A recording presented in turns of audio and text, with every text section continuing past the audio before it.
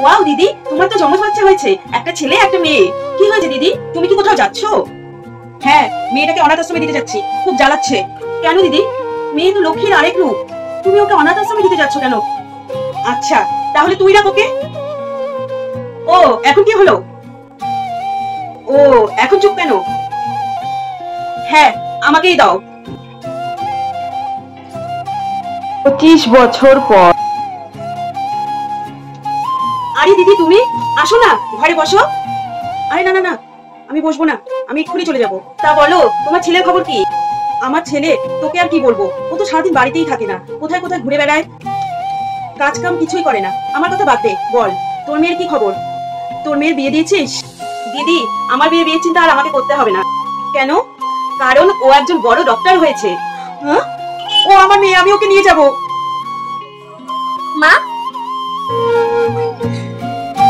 মা, উনি এখানে কি করতে এসেছেন? মনা, আমি তোর মা। বাস, আমার মা সেদিন মারা গেছে, যেদিন আমার মা আমাকে অনাথ আশ্রমে রাখার কথা ভেবেছিল। আমার মা এটা, বুঝতে পেরেছো? মা, আমি এখন চেম্বারে যাচ্ছি। এইরকম ভিডিও দেখতে হলে দীপান্বিতা দাস অফিসিয়ালকে সাবস্ক্রাইব করে দিও।